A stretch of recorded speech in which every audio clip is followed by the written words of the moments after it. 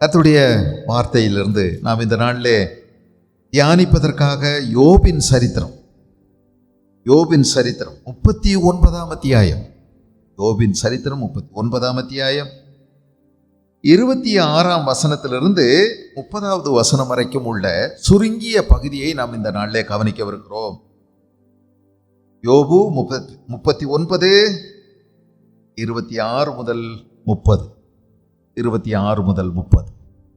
உன் புத்தியினாலே ராஜாளி பறந்து தெற்குக்கு எதிராக தன் செட்டைகளை விரிக்கிறதோ, உன் கற்பனையினாலே கழுகு உயர பறந்து உயரத்திலே தன் கூட்டை கட்டுமோ, அது கண்மலையின் சிகரத்திலும் அரணான ஸ்தலத்திலும் தங்கி வாசம் பண்ணும். அங்கே இருந்து இரையை நோக்கும், அதன் கண்கள் தூரத்திலிருந்து அதை பார்க்கும், அதன் குஞ்சுகள் இரத்தத்தை உறிஞ்சும். பிணம் எங்கேயோ அங்கே கழுகு சேரும் என்றார்.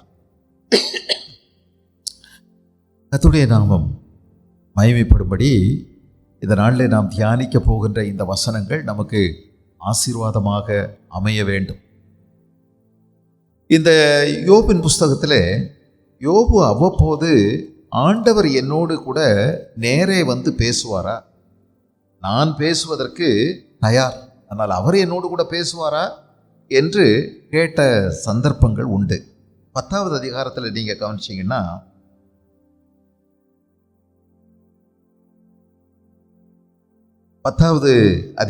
யோபு 10, நான் தேவனை நோக்கி 2வது வசனம், என்னை குற்றவாளி என்று தீர்க்காதிரும், நீர் எதன் நிமித்தம் என்னோட வழக்காடுகிறீர், அதை எனக்கு தெரியப்படுத்தும் என்பேன்.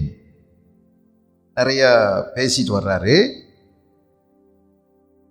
என் அக்கிரமத்தை 5வது வசனம், என் அக்கிரமத்தை கிண்டி கிளப்பி என் பாவத்தை ஆராய்ந்து விசாரிக்கிறதற்கு உம்முடைய நாட்கள் ஒரு மனுஷனுடைய நாட்களைப் போலவும் உம்முடைய வருஷங்கள் ஒரு புருஷனுடைய ஜீவிய காலத்தை போலவும் இருக்கிறதோ.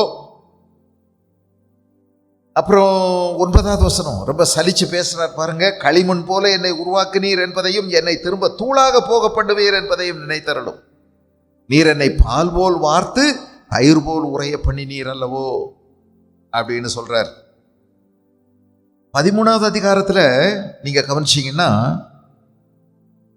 கடவுள் எப்போ வருவாரு, எனக்கு ஒரு வாய்ப்பு கிடைச்சா நான் சந்திச்சு அவரோட கூட சர்ச்சை பண்ண ரெடி, அவர் பேச நான் விரும்புகிறேன், அவர் வருவாரா? 13வது அதிகாரத்தை பாருங்க. நீங்கள் அறிந்திருக்கிறதை நானும் அறிந்திருக்கிறேன், நான் உங்களுக்கு தாழ்ந்தவன் அல்ல. 2வது வசனம். 3வது வசனம், சர்வ வல்லவரோடே நான் பேசினால் நல்லது, தேவனுடைய நியாயத்திற்காக வழக்காட விரும்புவேன். எப்படி? தேவனோட நியாயத்திற்காக வழக்காடுவேன் அப்படின்னு எல்லாம் சொல்லிகிட்டே இருந்தார். இது மாதிரி பல இடங்களில் அங்கங்கே தன்னுடைய துக்கத்தின் வேதனை நடுவில் உணர்வுகளை கொட்டுறார். உள்ளத்திலிருந்து எழும்பக்கூடிய எண்ணங்களை எல்லாம் கொட்டுறார். ஒரு தடவை அவரை நான் பார்த்தேன்னா, என் நியாயத்துக்காக நான் வழக்காடுவேன், நான் நீதிமான் என்பதை நான் நிரூபிப்பேன். பிறகு அவர் பெரியவர், என்னை விட என்ன சொன்னாலும் ஒரு குற்றம் அவர் கண்டுபிடிச்சு விடுவார். ஏனில்லை, நான் என்ன தான் செய்கிறது, அவர் தான் ஜெயிப்பார். அப்படி பார்த்தா இப்படியெல்லாம் அவராக சொல்லிக்கிட்டார். உங்களுக்கு ஞாபகம் இருக்குன்னு நினைக்கிறேன், இங்கே வேதத்தில் எழுதியிருக்கு. இப்போ இவர் எதிர்பாராத நேரத்தில் ஆண்டவர் வந்துட்டாரு. ஆண்டவர் இவரோடு கூட பேசுகிறார். நீங்கள் கவனிச்சிங்கன்னா, ஆண்டவர் பேசும்போது அப்பொழுது பெருங்காற்றிலிருந்து யோபுவுக்கு உத்தரவானார். யோபுட்ட ஆண்டவர் பேசுறதுக்கு யோபுவுக்கு ஒரு பெரிய பெருங்காற்று தேவைப்பட்டது. ஆகவே அந்த விதமாய் தேவன் வந்திருக்கிறார். அவருடைய நிலையில் அவரால் நிற்க முடியல. அந்த காற்று வரை ஆட்டி அசைத்து ஒரு வழியாக்குகிறது. இவர் மிகவும் பயப்படுகிறார், நடுங்குகிறார். தேவன் பேசுகிறார் அந்த பெருங்காற்றிலிருந்து. தேவன் மீது ஏகப்பட்ட குற்றச்சாட்டு இவருக்கு இருந்துச்சு.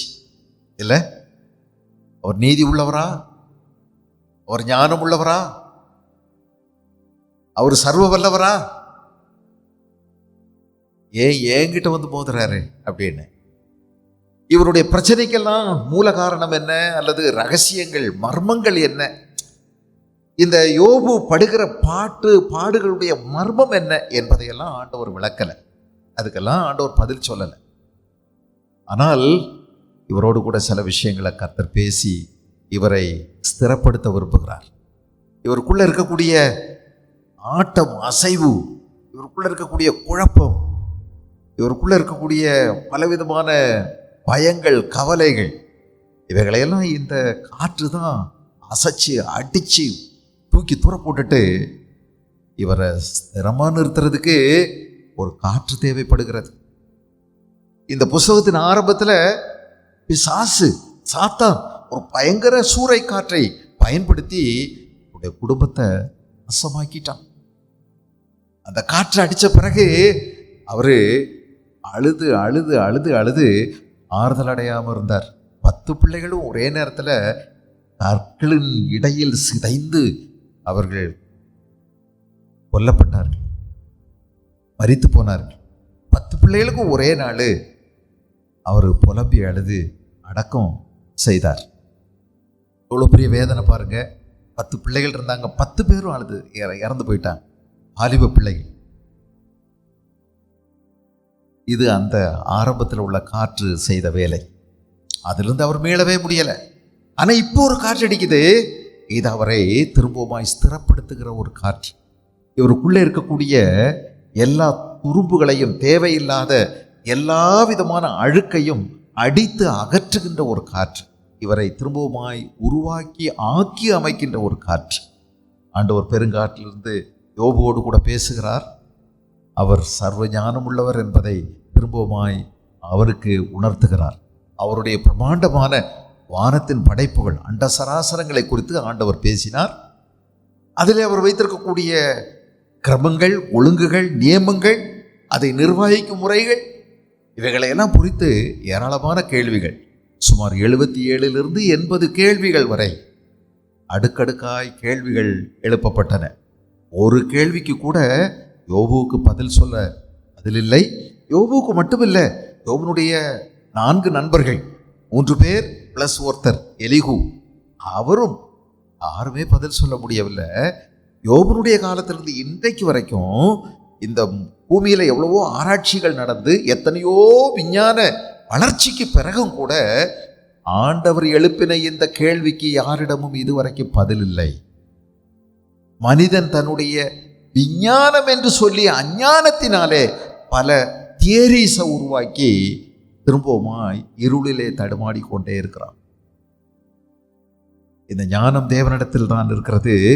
அவர் இவனுக்கு சொல்லும்போது வாய் பொத்தி அரண்டு ஆண்டவர் முன்பதாக நிற்கிறதை நாம் கவனிக்கிறோம். தன்னுடைய கையை கொண்டு தன்னுடைய வாயை பொத்தி பயந்து நடுங்கி நிற்கிறான். பதில் இருக்கிறதா? இல்லை. அதற்கு பிறகு ஆண்டவர் இந்த பூமியில் உள்ள மிருகங்களை பற்றி பேசினார். 38ஆம் அதிகாரத்திலே கடைசியில் சிங்கத்தை பற்றி பேச ஆரம்பித்தார். காக்கை குஞ்சுகளை குறித்து பேசினார். அதைத் தொடர்ந்து சுமார் 12 மிருகங்களை பற்றி ஆண்டவர் பேசுகிறதை நாம் கவனிக்கிறோம். 39வது அதிகாரத்துக்கு வரும்போதும் இந்த மிருகங்களுக்கெல்லாம் அவர் எவ்வளவு கரிசனையோடு கூட இருக்கிறார்.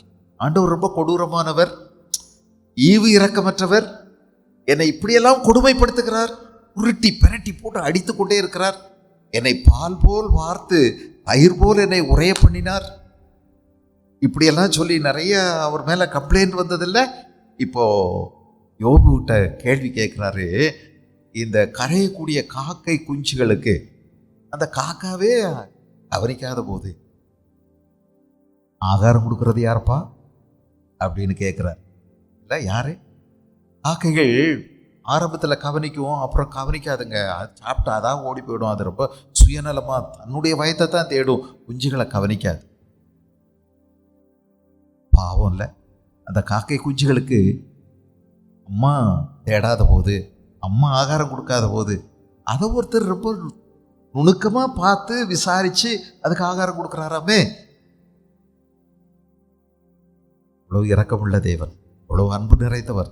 நாம் உருவாக்கின எல்லா ஜீவன்களுக்கும் அவர் ஆகாரம் கொடுக்கிறார், அவர் கிருபை காண்பிக்கிறார், இரக்கம் காண்பிக்கிறார். What a providential care.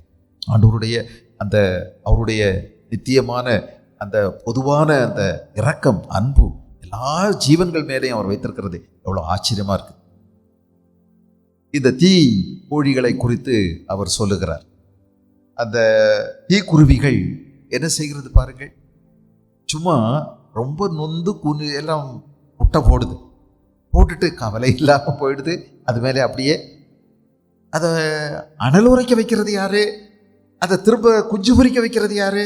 தாய் கவனிக்கிறதே இல்லை. அப்போ சூரியன், பூமி, மணல் ரெண்டு சேர்ந்து அனல் உரைக்க வச்சு அது குறிப்பிட்ட வச்சு அதை குஞ்சு பொரிக்க வச்சு. ஆமாம், அதுக்கு ஆகாரம் யார் கொடுப்பா? தாய் தான் போட்டு கவலையினமாக போகுது, அதுக்கு தெரியாதே. அப்புறம் ஏதாவது மிதிச்சு இதை உடைச்சிருமா இந்த என் முட்டையை அப்படின்னு எல்லாம் கவனிக்காமல் போகுதே. இதுக்கு அதை கவனிக்கிறது யாரு? இதெல்லாம் நிறைய அடுக்கடுக்கான கேள்வி, ஒன்றுக்குமே பதில் சொல்ல முடியலை. அதானா? அப்போ ஆண்டவர் தம்முடைய படைப்புகள் மேல், இந்த அற்பமான விலங்கு உலகத்தின் மேல் அவர் எவ்வளவு அன்பு வச்சிருக்காருன்னா, யோபின் மேல எவ்வளவு இரக்கமும் எவ்வளவு அன்பும் எவ்வளவு கவனமும் எவ்வளவு பரிதாபமும் அவர் கொண்டிருக்கிறார். உருக்கமான அவருடைய இரக்கங்களினால் நம்மை அவர் முடிசூட்டுகிறார். கிருபையினாலும் இரக்கங்களினாலும் நம்மை முடிசூட்டுகிறார், ஆளாட்டுகிறார். இல்லை யோசிச்சு பார்த்தீங்களா? நீங்களும் நானும் பிறந்த போதெல்லாம் நம்மளை அம்மா தான், ஒருவேளை அம்மா மற்றவங்க கொஞ்சியிருப்பாங்க, நம்ம புலாவி இருப்பாங்க, தாலாட்டி இருப்பாங்க, பாட்டு பாடி இருப்பாங்க, ஆராட்டி இருப்பாங்க, தொட்டிலில் போட்டு ஆட்டி இருப்பாங்க. எல்லாம் சரிதான். ஆனால் இது பின்னாடி இருக்கிறது ஒரு தேவான். உங்களை என்னை விசாரித்து இந்த அளவுக்கு கொண்டு வந்து நம்மை நடத்தி கொண்டு வருகிறார் பாருங்க. தேவனுடைய கிருபை, தேவ கிருபை, இவ்வளோ ஆச்சரியமான தேவ கிருபை. நம் நிர்மூலமாகாதிருப்பது தேவனுடைய கிருபை. இப்போ 38வது அதிகாரம், கடைசியான 39ஆம் அதிகாரத்தில் நாம் வாசித்த இந்த பகுதிகளை நம்ம பார்க்கலாம். உன் புத்தியினாலே ராஜாளி பறந்து தெற்குக்கு எதிராக தன் சட்டைகளை விரிக்கிறதோ. ராஜாளிங்கிறது இந்த பருந்து அல்லது கழுகு வகையில் உள்ள ஒரு பெரிய பறவை, ராஜாளி அப்படின்னு அதுக்கு பேர். இது ஒருவேளை எ நோபிள் பேர்டு அப்படின்னு சொல்கிறாங்க, ஒரு மேன்மையான ஒரு பறவை. இந்த பறவை இதுக்கு ஆங்கிலத்தில் அவக் என்று பேர் வச்சுருக்காங்க. இது உன் புத்தியினால் ராஜாளி பறக்குதா, தெற்குக்கு எதிராக தன் சட்டைகளை விரிக்கிறதோ அப்படின்னு கேட்டுட்டு விட்டுருக்கு. இதனுடைய எல்லா முழு தாற்பயம் நமக்கு தெரியாட்டியும் அடுத்த பறவையில் நம்ம கொஞ்சம் கூட கவனம் செலுத்த போகிறோம். அதனால அதுக்கும் இதுக்கும் கொஞ்சம் பொருத்தம் இருக்குது. தெற்குக்கு எதிராக தன் சட்டைகளை விரித்து பறக்கிறதோ அப்படின்னா, இது இந்த புஸ்தகமே ஒரு இலக்கிய புத்தகம். இது இலக்கிய நயத்தோடு எழுதப்பட்டிருக்கிறது. ராஜாளி என்ன செய்கிறது என்றால், ஒரு கோடை காலம் வரும்பொழுது, குளிர்காலம் வரும்பொழுது, இந்த குளிர்காலத்தில் அது தங்கியிருக்கக்கூடிய இடங்களில் தன்னுடைய இரத்தத்தை உறைய வைக்கக்கூடிய அளவுக்கான அந்த குளிர்காலங்கள் வரும் பொழுது அது என்ன செய்கிறது, தன்னுடைய ரெட்டைகளை அடித்து விரித்து பறந்து பெரிய பரந்த சமுத்திரத்திற்கு மேலே பறந்து அது அந்த சூழ்நிலையிலிருந்து தன்னை பாதுகாப்பதற்காக நீண்ட பயணம் செய்கிறது. பல ஆயிரம் மைல்கள் அது பறந்து போகிறது. போய் தன்னுடைய குஞ்சுகளை பொரிக்கவும் தன்னுடைய வாழ்க்கையை பாதுகாத்து கொள்ளவும் நல்ல இதமான சூழ்நிலைகளுக்கு அது சென்று விடுகிறது. பிறகு தன்னுடைய இருப்பிடத்துக்கு நீண்ட காலத்துக்கு பிறகு அது திரும்ப வந்து விடுகிறது. இதெல்லாம் வழி காமிச்சு கொடுக்கறது யாரு? இது எப்படி இப்படி போகுது? இதுக்கு யாரு ரேடார் கருவி வச்சிருக்காங்க? யாரு இதுக்கு சொல்லி கொடுக்கறது, திசை காமிக்கிறது யாரு? இதுக்கெல்லாம் நீயா கொடுக்குற ஞானம் அப்படின்னு கேட்குறாரு. உன் புத்தியினாலையா இது நடக்குது? தெற்குக்கு எதிராக தன் சட்டைகளை விரிக்குதோ அப்படின்னு கேட்குறாரு. அப்போது இந்த மாதிரி பறவைகளுக்கு ஆண்டவர் அந்தந்த காலத்தை அறியக்கூடிய ஞானத்தை கொடுத்துருக்கிறார். அதுக்கு இவ்வளவு நீண்ட தூரம் ஆகாரம் இல்லாமலே பறப்பதற்கு இந்த சமுத்திரத்தின் மேலேயே பெரிய சமுத்திரம், மணிக்கணக்காக பறக்க வேண்டும். மணிக்கணக்காக எங்கேயும் தங்க முடியாது, எங்கேயும் இருக்க முடியாது. எப்படி இப்படி பறக்குது? பல மணி நேரம் தன்னுடைய செட்டைகளை விரித்து பறக்கக்கூடிய இந்த வல்லமை கொடுத்தது யார் அப்படின்னு கேட்கிறார். ஆண்டவரை தேடுறவங்களுக்கு இது போன்ற மனுஷனுடைய புத்திக்கோ அவனுடைய சிந்தைக்கோ எட்டாத ஒரு பலத்தை ஆண்டவர் கொடுக்கிறார். தன்னுடைய சூழ்நிலைகளுக்கு மேலாக எழும்பி அதிலேயும் ஜெயம் கொள்வதற்கு ஒரு வல்லமையை தேவன் தம்முடைய பிள்ளைகளுக்கு கொடுக்கிறார். யோபுக்கு அதை பேசுகிறார். கர்த்தர் தம்முடைய பிள்ளைகளுக்கு அதை குறித்த பலனையும் அறிவையும் ஞானத்தையும் அதற்கு அவர்களுக்கு கொடுக்கிறார். சமயோஜித புத்தியை ஆண்டவர் கொடுக்கிறார். அதுக்கடுத்து இதை நம்ம தொடர்ந்து படிக்கும்போது ரெண்டும் கிட்டத்தட்ட ஒன்று போல ஒத்து போகும். உன் கற்பனையினாலே கழுகு உயர பறந்து உயரத்திலே தன் கூட்டை கட்டுமோ, அது கண்மலையிலும் கண்மலையின் சிகரத்திலும் அரணான ஸ்தலத்திலும் தங்கி வாசம் பண்ணும். அங்கே இருந்து இரையை நோக்கும், அதன் கண்கள் தூரத்திலிருந்து அதை பார்க்கும், அதன் குஞ்சுகள் இரத்தத்தை உறிஞ்சும், பிணம் எங்கேயோ அங்கே கழுகுகள் வந்து சேரும். அழுகு உயர பறக்கிறது என்று வருகிறது. சில குறிப்புகளை இதை வைத்து நான் உங்களுக்கு இந்த நாளில் ஞாபகப்படுத்த விரும்புகிறேன். கழுகு தனியாக பறக்கும் என்று சொல்லுகிறார். அதாவது இப்போ பல காக்கை கூட்டங்கள், குருவிகள், பலவிதமான பட்சி பறவைகள் நிறைய அலைகிறத நீங்கள் பார்ப்பீங்க. கூட்டம் கூட்டமாக அவைகள் தெரிகிறது. ஆனால் கழுகு தனித்து பறக்கக்கூடியவை. இவைகளோடெல்லாம் சேராது. இந்த பறவைகளோடு அது சேராது. நீங்கள் சில நேரங்களில் சாயங்காலங்களில் பறவைகளெல்லாம் வந்து அடைகிற இடங்களை நீங்கள் பார்த்தீங்கன்னா, ஒரு மரத்தில், ஒரு ஆலமரத்தில் அல்லது ஒரு பெரிய மரத்தில் பலவிதமான பட்சிகள் வந்து அங்கே ஒன்றா தங்கி இருக்கிறத நீங்கள் பார்ப்பீங்க. கொஞ்ச நேரம் சண்டை சச்சரவுகள் சலசலப்புகள்லாம் அவைகளுக்குள்ளே இருக்கும்.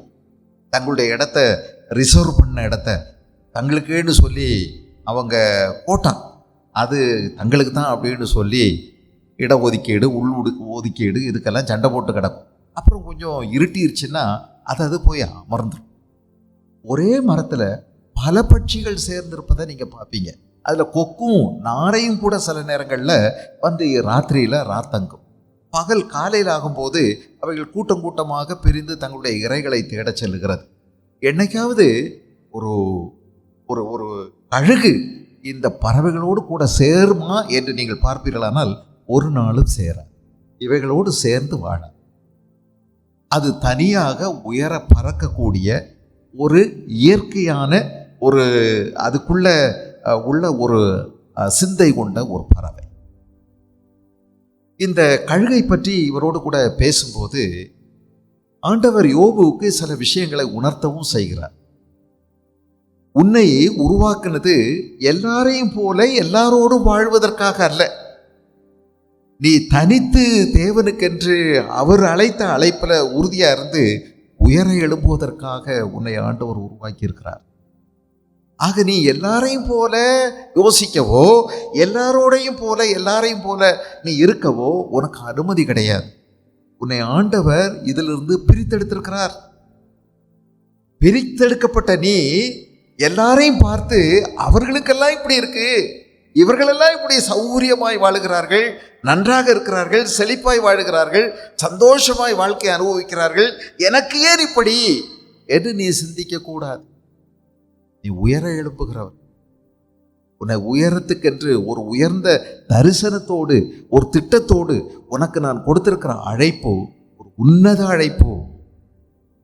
ஆக நீ உயர எழுப்ப வேண்டிய ஆள். நீ இவர்களைப் போல பார்த்து பார்த்து உன்னுடைய வாழ்க்கையை நீ வேதனை அடையக்கூடாது. இவர்களோடு நீ ஒப்பிடக்கூடாது. இவர்களுக்கு மட்டும் இப்படி, எனக்கு ஏன் நீ இப்படி என்று நீ யோசிக்கக்கூடாது. நீ தனித்து உயர எழுப்ப வேண்டிய ஒரு நிலை. வேதம் சொல்லுகிறது, இவர்களோடு கூட நம்ம பேசவும் பழகவும் செய்கிறதுக்கு இந்த உலகத்தில் ஆண்டவர் நம்மளை வச்சிருக்கிறார். இந்த உலகத்தில் உள்ள துன்மார்க்கர், வேசித்தனம் செய்கிறவங்க, விக்கிரகாராதனை செய்கிறவங்க, எல்லா விதமான தீமைகளையும் செய்கிறவங்க, அவங்க கூட நீங்கள் கலந்திருந்தாலும் நீங்கள் அவர்களோடு அவர்களாக இல்லை. தேவன் உங்களை பிரித்தெடுத்திருக்கிறார். நீங்கள் உயர எழுப்ப வேண்டியவங்க. உங்களுக்கு ஒரு உன்னத அழைப்பு இருக்கிறது. உங்களுக்கு ஒரு பரிசுத்த அழைப்பை ஆண்டவர் கொடுத்திருக்கிறார். உங்களை ஆண்டவர் இந்த பூமியில் ரட்சித்திருக்கிறார். நீங்கள் உப்பாகவும் நீங்கள் வெளிச்சமாகவும் இந்த பூமிக்கு இருக்க வேண்டியவர்கள், உலகத்திற்கு இருக்க வேண்டியவர்கள். உங்களுக்கு துன்பங்கள், பாடுகள், கஷ்டங்கள், நெருக்கடிகள் வரும்போது அவர்களோய் பார்த்து பார்த்து ஒப்பீடு செய்யாதீர்கள். எனக்கு இப்படி இருக்குதே, அவங்களுக்கு இப்படி இருக்குதே, எனக்கு மட்டும் ஏன் இப்படி நான் ஆண்டவரை எப்படியெல்லாம் தேடுறேன், எனக்கு போய் போய் இப்படி ஆயிடுச்சே என்று நீ நினைக்காதே.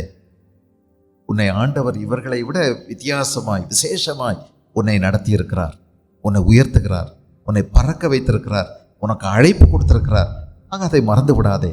ஆகாத சம்பாஷணை நல்லொழுக்கங்களை கெடுக்கும். இவர்களை விட்டு எழுப்படும். நீ இந்த மற்ற பறவைகள் கூட்டங்கள் இதெல்லாம் ஒன்றா கூட இருக்கும், ஆனால் இவைகளை விட்டு எழும்பி பறக்கப்பார். எழும்பி போ. எப்போதும் உலகத்தோட ஒட்டி உரசுறது நல்லதல்ல. உலக சிநேகம் தேவனுக்கு விரோதமான பகை. ஒருவன் உலகத்தில் அன்பு கூர்ந்தால் அவனிடத்தில் தேவ அன்பு இல்லை. ஆகவே உலகத்தையும் உலகத்தில் உள்ளவைகளிலும் அன்பு கூறாதிருங்கள். உலகமும் அது நிச்சயம் ஒழிந்து போகும். தேவனுடைய சித்தத்தின்படி செய்கிறவன் எவனோ அவன் நிலைத்திருப்பான். ஆக அதை நீங்க கவனித்துக் கொள்ள வேண்டும். இந்த விஷயங்களை சொல்றார். அது மட்டுமல்ல, இது உயர தனியாய் எழும்போது மட்டுமல்ல, ரொம்ப உயரத்தில் பறக்கக்கூடியது. ரொம்ப உயரத்தில் பறக்கக்கூடிய ஒரு பறவை. சூரியனை நோக்கி நேர எதிர்த்து பறக்கக்கூடிய ஒரே பறவை இந்த கழுகு மட்டும்தான். கழுகு மட்டும்தான். மற்றவைகளெல்லாம் போகக்கூடிய திசை வேறு. ஆனால் இப்படி செங்குத்தாக சூரியனை நோக்கி எழும்பக்கூடிய ஒரு பறவை என்றால் இது ராயல் பேர்ட். இது ஒரு ராஜ பறவை. இதுக்கு சூரியனை பார்க்கறது ஒரு பிரச்சனையும் இல்லை. அது நேரே பறந்து மேலே எழும்புகிறது. எல்லா பறவைகளும் பறக்க முடியாத ஒரு உயரத்திற்கு அது போய்விடுகிறது. அது ரொம்ப உயரத்துக்கு போயிடுது. கீழே அது சுற்றி தெரிவதே இல்லை. அதனுடைய பறக்கிறது எப்பவுமே மேலே தான், மேலே பறக்கு. எவ்வளோ ஆச்சரியமாக இருக்கு. அது மேலே பறந்து ஏரத்தில் கொண்டு போய் தன்னுடைய கூட்டை கட்டுகிறது. மேலே பறக்கிறதுக்கு தான் ஆண்டவர் நம்மை அழைத்திருக்கிறார். நம்முடைய தரிசனம் உயர்ந்ததாக இருக்கணும். நமக்கு ஆண்டவர் கொடுத்திருக்கிற சிந்தை, அவருடைய சிந்தை பூமிக்கு வானம் எவ்வளோ உயரமாக இருக்கிறதோ அதை போல அவர்கள் நமக்கு வைத்திருக்கக்கூடிய சிந்தையும் வழிகளும் உயர்ந்த வழிகள். நம்முடைய வழிகள் எல்லாம் பல நேரங்கள்லையும் தரம் தாழ்ந்த வழிகள். நாம் தேர்வு செய்கிறது, நமக்கு சரின்னு தோன்றது, நமக்கு வேணும்னு நம்ம கேட்கறது, இதெல்லாம் தரம் குறைந்த ஆசீர்வாதங்கள். ரெண்டாம் தரமானது, மூணாம் தரமானது, தரங்கெட்டது. இதெல்லாம் வேணும்னு கேட்டு நம்ம பிடிவாதமாக ஆண்டவர்கிட்ட கேட்டுக்கிட்டு இருக்கோம். இதை கொடுங்க, அதை கொடுங்க, எனக்கு இவங்க தான் வேணும், கல்யாணம் பண்ணால் இவங்கள தான் கல்யாணம் பண்ணுவேன். விட ஆண்டவர் வச்சிருக்கிற நோக்கமும் திட்டமும் உயர்ந்ததாக இருக்கும். நீ தேடி பிடிவாதமாய் கேட்பது தரம் குறைந்ததாக கூட இருக்கலாம். நிறைய நேரங்களில் நம்ம தரம் குறைஞ்சதை கேட்டுக்கிட்டே இருக்கோம் ஆண்டவர்கிட்ட. உயர்தரமானவைகளை நம்ம தேடுறதில்லை. மேலானவைகளை நாடுங்கள், மேலானவைகளை தேடுங்கள், கிறிஸ்து இயேசுவின் வலது வருஷத்தில் உள்ளவைகளை நாடுங்கள் அப்படின்னு சொல்லி கொலோசியர்கள் நிருபம் 3ஆம் அதிகாரத்தில் நம்ம படிக்கிறோம். நம்ம உயர எழும்புறதுக்கு பதிலாக நம்ம இந்த கோழி குஞ்சுகள் இருக்கு பாருங்க, அது போய் குப்பையை கிளறிட்டு கிடக்குது. எப்போ பார்த்தாலும் குப்பையை, அதுக்கும் ரெக்கை இருக்கு. அந்த ரெக்கையை அடித்து அது பறக்கிற முயற்சியில் அது இருக்காது. அது போய் குப்பை குழியில் குப்பையை கட்டி குப்பையை சாப்பிட்டுக்கிட்டே இருக்கும். ஒரு நாள் எட்டி பார்த்ததே இல்லை. ஆனால் இந்த கழுகு அப்படி அல்ல. அது சூரியனை நேரே பார்த்து மேலே எழுப்புகிறது. மேலே எவ்வளோ உயரம் போடுமோ, மற்ற பறவைகள் போகக்கூடாத ஒரு உயரத்துக்கு அது போகிறது. தேவனோடு உள்ள வாழ்க்கையில் நீங்கள் விரும்பினா எவ்வளோ உயரத்துக்கும் போகலாம், எந்த விஸ்தாரத்துக்கும் போகலாம், எவ்வளோ ஆழத்துக்கும் போகலாம், எவ்வளோ தூரத்துக்கு வேணாலும் போகலாம். சிலருக்கு அது பைத்தியம் போல தோணலாம், அது வீணடிக்கிறது போல தோணலாம், வேஸ்டாக பண்ணுறாங்க அப்படின்னு கூட தோணலாம். ஆனால் தேவனோடு கூட நீ சட்டைகளை அடித்து மேலே எழும்புவது வீணானது கிடையாது. தேவன் பேரில் நீங்கள் கொண்டிருக்கிற அன்பு சிலருக்கு புரியாது. அவங்க உங்களை தப்பாக புரிஞ்சுக்கிடுவாங்க. இந்த இயேசு கிறிஸ்துவினுடைய பாதத்தில் மரியாள் உட்கார்ந்து கேட்டுக்கொண்டே இருந்தா பாருங்க. அது கூட பிறந்த அக்காவுக்கே தப்பாக புரிஞ்சுக்கிட்டான். எவ்வளோ வேலை கிடக்குது, எவ்வளோ பொறுப்பு கிடக்குது, எத்தனை வேலை ஆண்டவருக்காக செய்ய வேண்டியது இருக்குது. ஆண்டவருக்காக எவ்வளோ வேலை கிடக்குது. ஆண்டவருக்காக வெங்காயம் உரிக்கணும், ஆண்டவருக்காக வெள்ளைப்பூண்டு உரிக்கணும், ஆண்டவருக்காக காய்கறி வெட்டணும், ஆண்டவருக்காக ரசம் வைக்கணும், ஆண்டவருக்காக போய் சண்டே கிளாஸ் நடத்தணும், ஆண்டவருக்காக எத்தனையோ விஷயம் இருக்கு. ஆண்டவருக்காக தான் செய்யணும். அதை செய்யாம சும்மா உட்கார்ந்துருக்காங்க. தப்பா புரிஞ்சுக்கிட்டா நான் இயேசு கிறிஸ்து அவளை அன்போடு கூட குட்டி ஒரு விஷயத்தை உணர்த்தினார்.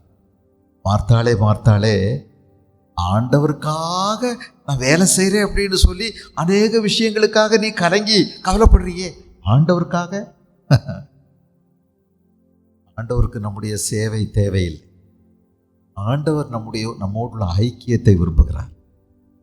நம்முடைய ஊழியம் அல்ல, ஆண்டவரோடு உள்ள உறவு, அவருடைய ஏக்கங்களை, அவருடைய இதயத்தின் துடிப்புகளை, அவருடைய மனதின் பாரங்களை புரிஞ்சுக்கிறதுக்கு அவர் கூட உட்கார்ந்துருக்க அவர் அழைக்கிறார்.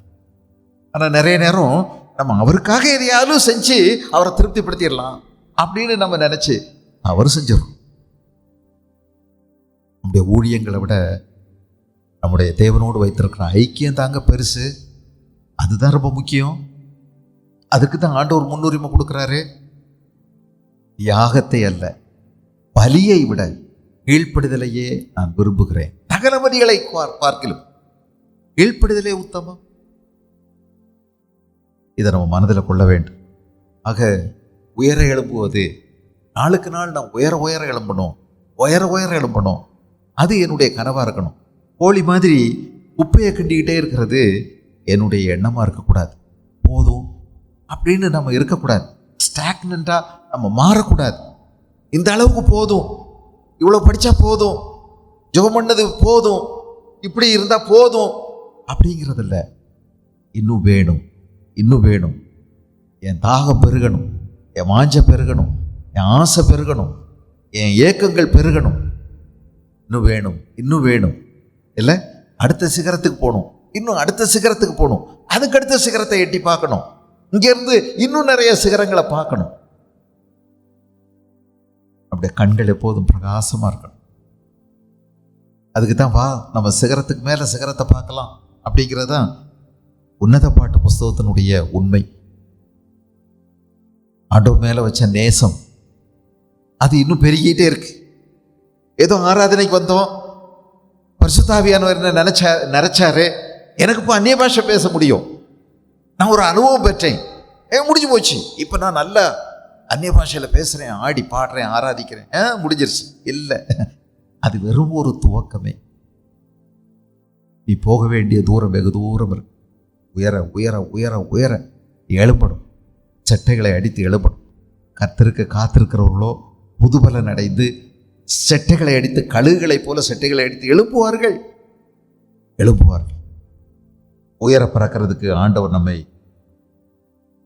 வைத்திருக்கிறார். அது மட்டும் இல்லை, இந்த கழுகுகள் பாருங்க 29, அங்கே இருந்து இரையை நோக்கும், அதன் கண்கள் தூரத்திலிருந்து அதை பார்க்கும்.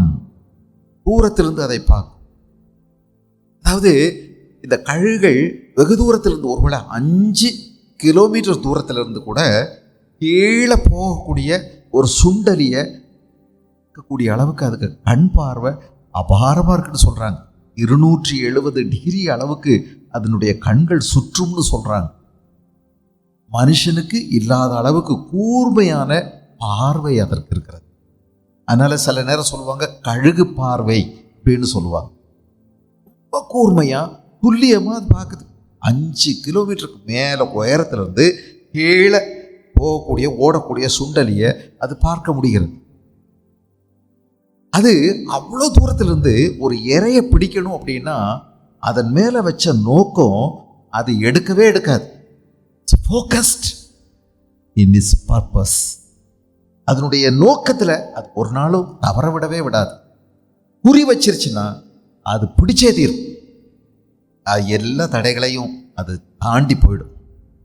ஒரு ஆட்டை பிடிக்கணும் அப்படின்னு அது நினச்சது, அதை இறைய பிடிக்கணும்னு நினச்சதுன்னா அது எவ்வளோ தூரம் ஓடினாலும் சரி அதை விடுறதில்லை.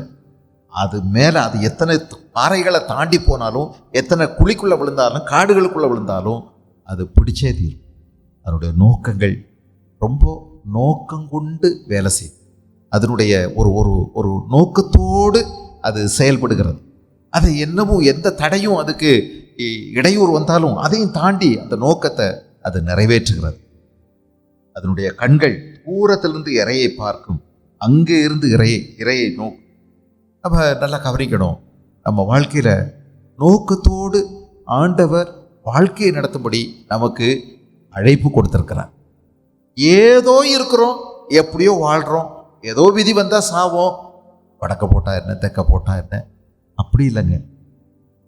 ஏதோ கிறிஸ்தவங்களாயிட்டோம், ஆண்டவரை அறிஞ்சுக்கிட்டோம், ஏதோ நடக்கிறது நடக்கட்டும், எப்படியோ இருக்குது போகுது, ஒன்றும் தான் தெரிய மாட்டேங்குது, ஏதோ ஆண்டவர் நடத்துவார், ஒரு பொதுவான நம்பிக்கை. இப்படி நீ வாழ்கிறதுக்காக அல்ல, நீ நோக்கத்தோடு நீ வாழ வேண்டும். நமக்கு கொடுக்கப்பட்ட நோக்கம் என்ன? நோக்கம் என்ன? கிறிஸ்தவ வாழ்க்கையில் நீ வசதியாக இருக்கணும், நீ வளமாக இருக்கணும், நீ நல்லா இருக்கணும், நீ செழிப்பாக இருக்கணும், நீ அப்படி இருக்கணும், நீ இப்படி மேன்மையாக இருக்கணும், நீ பெரிய அளவில் உன்னை உயர்ந்த அடைக்கலத்தில் இந்த உலகத்தில் வைப்பார், அப்படிங்கிறது நம்முடைய நோக்கமாக இருக்கக்கூடாது. அது ஆண்டவர் வேலை. அது ஆண்டவர் வச்சா வைக்கட்டும், வைக்கலைன்னா அது அவருடைய விருப்பம். அதல்ல நம்ம பேரோட புகழோட செழிப்பா வசதியா வாய்ப்பா கொடி கட்டி பறக்கிறவங்களா இருக்கணும் அப்படிங்கிறது இல்லை. பெரிய வேலையில் பெரிய அந்தஸ்தில் நிறைய பணம், நிறைய செழிப்பு, நிறைய நல்ல வசதியான கார், நல்ல ஆடம்பரமா, தேவனை மகிமைப்படுத்துவதற்காகவே நமக்கு ஒரு வாழ்க்கை கொடுக்கப்பட்டிருக்கிறது. The purpose of our life is not to live a comfortable life, but to glorify God. தேவனை மகிமைப்படுத்துவதற்காக ஒரு நீ வாழ்வினாலும் சாவினாலும் ஜீவனாலும் மரணமானாலும் தேவன் என் மூலமாய் மகிமைப்பட வேண்டும். அதுதான் வாழ்க்கையின் நோக்கம். அப்போ எப்படியானாலும் கிறிஸ்து என் மூலமா மகிமைப்பட வேண்டும். இந்த நோக்கத்தை நம்ம எப்போதும் உறுதியாக பிடிச்சுக்கணும். இந்த நோக்கம், இயேசு கிறிஸ்து இந்த பூமியில் இருந்தார், அவருடைய கடைசி மணி நேரங்கள் வருது. மேல் வீட்டறையில் எல்லாரும் சேர்ந்து சாப்பிட்டாச்சு, ராப்போஜன பந்தி முடிச்சிட்டாங்க. அப்போது அவர் ஒரு ஜெபத்தை ஏறெடுக்கிறார் பாருங்க. இந்த ஜெபத்தை ஏறெடுத்த பிறகு ஒரு பாட்டு, ஸ்தோத்திர பாட்டு. அந்த பாட்டுக்கு பிறகு கெத்செமனே தோட்டத்திற்கு இயேசு போனார். அந்த ஜெபம் என்ன? அந்த ஜெபத்தில் அவர் சொல்கிறாரு, நீங்கள் என்ன பூமியில் அனுப்பின நோக்கத்தை நான் நிறைவேற்றிட்டேன். பிதாவே, நான் உம்மை கனம் பண்ணினேன், உம்மை நான் மகிமைப்படுத்தினேன். இந்த பூமியில் நீங்கள் என்ன நோக்கத்துக்காக என்ன அனுப்புனீங்களோ அந்த நோக்கத்தை நான் நிறைவேற்றினேன், நான் உங்களை மகிமைப்படுத்தி அப்படின்னு சொல்கிறார். இல்லை, முடிந்தது அப்படின்னு ஒரு பெரிய வீர முழக்கம் இயேசு சிலுவையில் சொன்னார். அவர் சொன்ன 7 வசனங்கள் அப்படின்னு இருக்கு. 7 சொன்னாரா? நிறைய கூட சொல்லியிருக்கலாம். 7 தான் பதிவாயிருக்குது. ஒரு வார்த்தையை பலமுறை கூட சொல்லியிருக்கலாம். பிதாவே, இவர்களுக்கு மன்னியும், இவர்கள் செய்கிறது என்னதென்று அறியாதிருக்கார்கள்னு ஒரு தடவை மட்டும் தான் சொன்னாரா? 30,000 தடவை சொல்லியிருப்பார். அது சொல்ல வேண்டிய முக்கியமான விஷயம். திரும்ப திரும்ப ஒருத்தன் கேலி பண்ணுறான், ஒருத்தன் கிண்டல் பண்ணுறான், ஒருத்தன் கல்லெடுத்து தெரிகிறான், ஒருத்தன் அற்பமாக பேசுகிறான், கூட இருக்கிறவங்க நிறைய பேர் கிண்டல் பண்ணுறாங்க, 2 பேரும் மாறி மாறி எத்தனையோ தடவை இயேசு கிறிஸ்து சொல்லியிருப்பார். அதில் ஒன்று தான் இந்த முடிந்தது. என்ன முடிந்தது? நீர் எனக்கு இந்த பூமியில் அனுப்பி வச்ச நோக்கத்தை திருப்திகரமாக முடிச்சிட்டேன். இல்லை, இந்த பவுல் சொல்கிறாரு, நான் என்னுடைய பானபலியாக வார்க்கப்படுகிற நேரம் வந்தாயிடுச்சு, என் வாழ்க்கை முடிய போகுது. அப்போ அவர் சொல்கிறாரு, நல்ல போராட்டத்தை போராடினேன், ஓட்டத்தை முடித்தேன், விசுவாசத்தை காத்து கொண்டேன், இனி எனக்காக நீதியின் கிரீடம் வைக்கப்பட்டிருக்கிறது, நீதி உள்ள நியாயாதிபதி அதை எனக்கு கொடுப்பார். அந்த சந்தோஷத்தோட நிறைவோட வாழ்க்கையை முடிக்கிறார். மோசேயை பாருங்க, அவர் கண்ணை எடுக்கவே இல்லைங்க. அவர் மேலே இருந்த அந்த கண்ணை எடுக்கவே இல்லை. எப்போ பார்த்தாலும் அவர்தான் அவர்தான் அவர்தான் அவர்தான். நீங்கள் வரணும், நீங்கள் என் கூட வேணும், உங்கள் மகிமையை பார்க்கணும், உங்கள் பிரசன்னம் எனக்கு வேணும், உங்கள் சமூகம் எனக்கு வேணும், இதே தான் கேட்டுகிட்டே இருந்தார். சுற்றி இருந்தவங்கெல்லாம் வேற எதையோ தேடுறாங்க. என்னடா நல்லா இல்லை, இது நல்லா இல்லை, அது நல்லா இல்லை, இறைச்சியே கிடைக்க மாட்டேங்குது, அது கிடைக்க மாட்டேங்குது, இது கிடைக்குமா, தண்ணி இல்லை, அப்படி இல்லை, இப்படி இல்லை, ருசியாக இல்லை, வந்ததே வந்துக்கிட்டு இருக்குது, இப்படியெல்லாம் எல்லாரும் பேசிகிட்டு இருக்கும்போது, என்ன இந்த இடம், இது என்ன இப்படி இருக்குது, ஒன்றும் நல்லா இல்லை, அங்கே நல்லா இருந்துச்சு, என்னமோ இப்படியே கூப்பிட்டு வந்துட்டாங்க, என்னத்த இங்கே ஒன்றும் இல்லை. அங்கே நாங்கள் அப்படி சாப்பிட்டோம். வெள்ளரிக்காய் இருந்துச்சு, வெள்ளைப்பூண்டு இருந்துச்சு. வெள்ளரிக்காய், வெள்ளைப்பூண்டு, வெங்காயம். இந்த வெங்காயமெல்லாம் இப்படி சத்தம் போடும் போது, ஆனால் மோசே எப்போதுமே கண்ணை திருப்பவே இல்லை. எப்போதும் அவரை தான் பார்க்க. அவருடைய மகிமை, அவருடைய மகிமை, அவருடைய மகிமை. அவர் தான் மேன்மை அடையணும். அவர் தான் பெரியவர். அவர் அவர் அவர் உலகத்தில் எங்கேயுமே கண்ணை திருப்பல. யார் என்ன சொன்னாலும் சரி, சொந்த அக்காக்காரி பெரிய கூட்டத்தை சேர்த்துட்டா பாருங்க. இல்லை, மிரியாம், அவளுக்கு திறமை வேற இருக்குது, நல்ல பேச்சாளி, பேச்சு திறமை உள்ளவா, ஆராதனை அற்புதமாக நடத்துகிறான். ஜால்ராவை எடுத்து தட்டி ஆடி பாடி ஆராதிச்சா முழு சபையுமே லட்சக்கணக்கான பேரை அப்படியே தெய்வ பிரசன்னத்துக்குள்ள நடத்துறா. என்ன பாட்டு, என்ன ஆராதனை! மிரியாம் நடத்துகிற ஆராதனை எல்லாருக்கும் ரொம்ப பிடிச்சிருக்கு. மிரியாம் ஒரு பெரிய சூப்பர் லேடி, ஒரு பெரிய ஹீரோயின். அவ அடிச்சு விட்டா பாருங்க, எல்லாரும் அவர் பக்கமே சேர்ந்துட்டாங்க. எல்லாரும் கிசு கிசுக்குறாங்க. ஆனால் மோசே எங்கேயும் கண்ணை வைக்கல, அவர்கிட்டே போயிட்டார். ஒரே தான் பார்த்துட்டு எதுக்குன்னாலும் எப்பவுமோ அவர்தான் அவர்தான் அவர்தான் அவர்தான். அதனால அவருடைய கண்கள் இருளடையவே இல்லை, அவருடைய பலன் குன்றி போகவே இல்லை. தன்னுடைய சாவின் வேளையிலையும் அவர் தூரத்தில் பார்க்குறாரு. யாரும் பார்க்க முடியாதெல்லாம் பார்க்குறாரு. எங்கிட்ட எல்லாமோ தெரியுது. ஒரு நாள் இம்மானுவேல் இந்த தேசத்துக்கு வருவார். அவர் மரிக்க போகிறது, அவர் உயிரோட எழுப்ப போகிறது, அவருடைய நித்திய தீர்மானங்களை அவர் அன்றைக்கு பிஸ்காவின் கொடுமுடியிலிருந்து பார்க்குறார். சும்மா ஊர் உலகத்தை பார்க்கல. அங்கேருந்து மோவாப்பு பார்த்தாரு, அம்மோனியர்களை பார்த்தாரு, அங்கேருந்து அந்த தேசத்தை பார்த்தாரு, யோர்தானை பார்த்தாரு. இல்லை, அவர் பார்த்தது வேற. அவருடைய கண்கள் பிரகாசமாக. நம்முடைய கண்கள் பிரகாசமாக இருக்கணும்னா தேவனை தான் நம்ம நோக்கி பார்க்கணும். எப்போ அவருடைய மகிமை, அவரை போல மாறுறது, அவர் என்ன சொன்னாரோ அது, அந்த ஃபோக்கஸ்ட் லைஃப். நம்முடைய நோக்கம் அங்கே இயேசுவை நோக்கி ஓடுங்க, இயேசுவையே நோக்கி ஓடுங்க. ஆகையால் மேகம் போன்ற திரளான சாட்சிகள் நம்மை சூழ்ந்து கொண்டிருக்க, ஆரமான யாவற்றையும் நம்மை சுற்றி நெருக்குகிற பாவங்களையும் தள்ளிவிட்டு சுவாசத்தை துவக்குகிற ஒரு முடிக்கிறவருமாகிய இயேசுவையே நோக்கி, லுக்கிங் அன்டு ஜீசஸ், இயேசுவையே நோக்கி, இயேசுவையே நோக்கி, இயேசுவையே நோக்கி நமக்கு நியமித்திருக்கிற ஓட்டத்தில் பொறுமையோடு ஓடக்கடவோம். டேவிட் லிவிங்ஸ்டன் அப்படின்னு சொல்லி ஒரு மிஷனரி டாக்டர், அவர் ஆப்பிரிக்காவில் சில நேரம் தனித்து விடப்பட்டார். என்னோட குடும்பமெல்லாம் அங்கே போயிடுச்சு, யாரும் இல்லை, தனித்து இருந்தார்.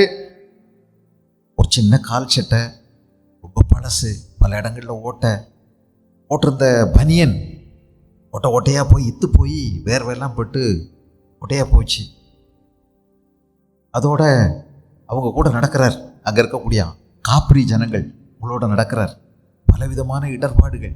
அவர் செய்ததெல்லாம், நிறைய ஊழியக்காரங்க எனக்கு பின்னாடி இங்கே வரணும், அவங்களுக்கு நான் வழிகளை ஏற்படுத்தணும், அவங்களுக்கு இதை பற்றியெல்லாம் ஆராய்ச்சிகள் செய்து எளிதாக்கி கொடுக்கணும்னு நினச்சார்.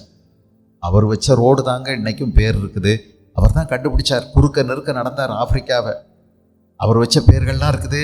அவர் தான் ரோடு கண்டுபிடிச்சாரு, அவர் தான் கிராமங்களை கண்டுபிடிச்சாரு, அவர் தான் தொடர்புபடுத்தினார்.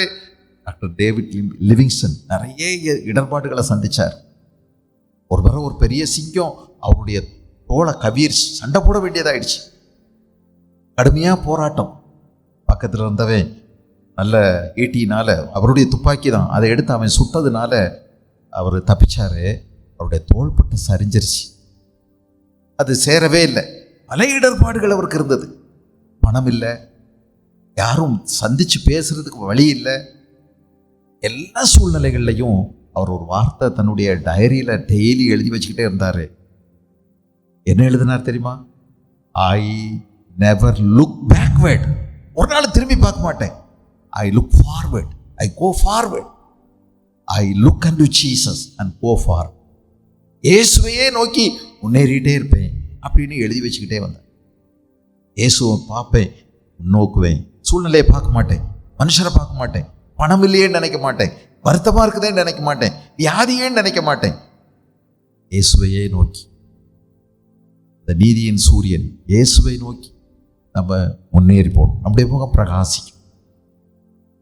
கழுகுகள் அவைகள் நோக்கத்தோடு கூட ஃபோக்கஸ்ட் லைஃப். அடுத்து இன்னொன்று நம்ம இதை கவனிக்கிறோம். 30வது வசனத்தில் அதன் குஞ்சுகள் இரத்தத்தை உறிஞ்சும், அதன் குஞ்சுகள் இரத்தத்தை உறிஞ்சும் அப்படின்னு ஒரு வார்த்தை இருக்குல்ல. அப்போ இது செத்ததை சாப்பிட்றதில்லை. இது எப்பவுமே வேட்டையாடி அதை புதுசா அதனுடைய அலகுகள்னால கிழிச்சு, சதைகளை கிழிச்சு கொண்டு வந்து அந்த குஞ்சுகளுக்கு புதுசா கொடுக்குது. அப்படி புதுசா கொடுக்கறதுனால அதனோட ரத்தத்தை உறிஞ்சுது. புதிய சாப்பாடு, பழசில்லை, அழுகுனதில்லை, நேற்றைக்குள்ளதில்லை, காய்ச்சி காய்ச்சி ஊத்துறது கிடையாது, புதுசு. எத்தனை தடவை நம்ம பழசு நேற்றைக்குள்ள வெற்றியில் நம்ம திருப்தி பட்டுடுறோம். நேற்றை கிடைச்ச அனுபவத்தில் நமக்கு திருப்தி, அன்னைக்கு நான் ரட்சிக்கப்பட்டேன் போதும், அன்னைக்கு அதையே சொல்லிக்கிட்டு இருப்போம். இன்னைக்கு நமக்கு ஒன்றும் சொல்கிறதுக்கு இல்லை, அனுபவிக்கிறது இல்லை. பழசை வச்சையே நம்ம வண்டியை ஓட்டிகிட்டே இருக்கோம். நிறைய பழசு, ஒன்றும் புதுசாக இல்லை. இயேசுவோட உனக்கு சொல்கிறதுக்கு என்ன இருக்குது? புதுசாக ஒரு கதை இயேசுவோட புதுசாக பேசுகிறதுக்கு ஏதாவது இருக்கா? இல்லை. பழசு பழசு, எல்லாம் பழசு. சாதாரணமாக எல்லாரும் கிடைக்கிறது அதைத்தான் நம்ம, மற்ற பறவைகள் அதெல்லாம் சாப்பிடுது, அதெல்லாம் சாப்பிட்டு திருப்தி அடைஞ்சு போயிடுது. ஆனால் இது அப்படி இல்லை, எப்போதும் புதுசு, ஃப்ரெஷ், புதுசான. இயேசுவோட நமக்கு இருக்கக்கூடிய உறவு எப்போதுமே பழசாகாம, ஊசிப்படியாம, துருப்பிடிக்காம பாதுகாத்து கொள்ள வேண்டியது நம்முடைய வேலை. அனுதினம் தேவ பிரசன்னத்துக்கு போகிற பழக்கம் நமக்கு வேணும். தேவனோடு சஞ்சரிக்கணும். ஏனோக்கு தேவனோடு அனுதினமும் சஞ்சரித்தான். அதில் எழுதியிருக்குது, அவன் வாழ்ந்த நாட்கள், ஆண்டவரோட வாழ்ந்த நாட்கள் எவ்வளவு? 360 வருஷமா? அந்த 60 நாட்கள், 360 ஆண்டுகள் தேவனோடு நடந்தான். எப்படி நடந்தான்? சீராய் நடந்தான். நல்ல முற்போக்கான ஒரு நடக்கை. நமக்கு அப்படி இல்லை. கொஞ்ச நாள் நம்ம நல்லா நடப்போம், அப்புறம் சோர்ந்து போயிடுவோம், ஒழுந்து போயிடுவோம், தளர்ந்து போயிடுவோம். அப்புறம் கொஞ்ச நாள் அவ்வளோதான். அதுக்கு பிறகு திரும்ப எழும்பணும், நம்மளை எழுப்பி விடணும், நம்மளை யாராவது உற்சாகப்படுத்தி சொல்லணும். நமக்கு ஜெபம் வாயில வராது, யாராவது ஜெபிக்கணும். இதுதான் விழுந்து விழுந்து விழுந்து விழுந்து எழும்புறது. பல நேரங்களில் புதுசாக இல்லை. ஆனால் இந்த கழுகுகள் புதுசாக சாப்பிடுது, புதியவைகளை சாப்பிடு, மேலானவைகளை, முதல் தரமானவைகளை எடுத்துக்கிடுது. நாம் இதில் கவனமாக இருக்கணும். இந்த புதிய காரியங்கள் அன்னன்னைக்கு ஆண்டவர் நமக்கு மன்னா கொடுக்குறேங்கிறார். அன்னன்னைக்கு காலைதோறும் தேவனுடைய கிருபைகள் புதியவைகளாக இருக்கிறது. அதனால ஆண்டவர்கிட்ட நம்ம காலைதோறும் போக வேண்டுமே. நித்தம் என் வாசற்படியில் விழித்திருந்து, நித்தம் என் கதவு நிலையருகே காத்திருந்து எனக்கு செவி கொடுக்கிற மனுஷன் பாக்கியவான். காலையிலே என்னை தேடுகிறவர்கள் என்னை கண்டடைவார்கள். காலைதோறும் அவருடைய கிருபைகள் புதியவைகளாக இருக்கிறது. வாலிப தம்பி, தங்கச்சி, இதை கேட்குற நீ உன் வாழ்க்கையில் புதுசு புதுசு புதுசு புதுசு அப்படின்னு நீ போகணும்னு நினச்சேன்னா, உன் வாழ்க்கை புதுசாக இருக்கணும்னா நீ காலையிலே ஆண்டவருடைய சமூகத்தில் போகணும். காலையிலே தேடணும் அவருடைய கிருபையை. காலமே தேவனை தேடணும். இல்லை, அதிகாலையில் அதிக இருட்டோடே அநேகம் பேர் அதிகாலையில் எழுந்து ஆண்டவருடைய சமூகத்தில் நீங்கள் காத்திருக்க வேண்டும். வேதத்தை திறந்து வாசிக்கணும். உங்களுடைய மொபைல் ஃபோன்களை நீங்கள் தொடுறதுக்கு முந்தி, உபயோகிக்கிறதுக்கு முந்தி நீங்கள் வேதத்தை வாசிக்க வேண்டும். தேவ சத்தம் கேட்பதற்கு நீங்கள் சமயம் எடுத்துக்கொள்ள வேண்டும். புதுசு வேணும், ஃப்ரெஷ்ஷாக வேணும். இன்னைக்கு வேண்டிய ஆகாரத்தை இன்று எனக்கு தாரும். புதுசாக ஆண்டவர்கிட்ட கேளுங்க. இதுதான் கழுகுனுடைய ஒரு சுபாவம். அது புதுசை தேடுது, புதுசை கொண்டு வந்து கொடுக்குது தன்னுடைய குஞ்சுகளுக்கு. நம்ம பிள்ளைகளுக்கு நம்ம புதுசை கொடுப்போம். உங்கள் வாழ்க்கையில் நீங்கள் படித்ததை அன்னைக்கு சொல்லுங்க. ஒருவேளை தினதியானம் வாசிக்கிறது தப்புன்னு நான் சொல்லலை. அதை வாசித்தீங்கன்னா கூட நீங்கள் முதல்ல வாசித்துருங்க. வாசித்துட்டு உங்கள் பிள்ளைகளுக்கு உங்கள் வாழ்க்கையிலிருந்து அதில் சம்மந்தப்படுத்தி பேசுங்க. அது ரொம்ப பிரயோஜனமாக இருக்கும். என்னுடைய தகப்பன், என்னுடைய தாய் எனக்கு இதை கற்றுக் கொடுத்தாங்க அப்படின்னு தெரியும். ஒரு பாட்டி, ஒரு தாய், 2 பேரும் சேர்ந்து ஒரு தீமோத்தேயுவை அற்புதமாக உருவாக்கிட்டாங்க. புதுசு கொடுத்ததுனால தான். பழசு கொடுத்தா என்ன ஆகும் தெரியுமா?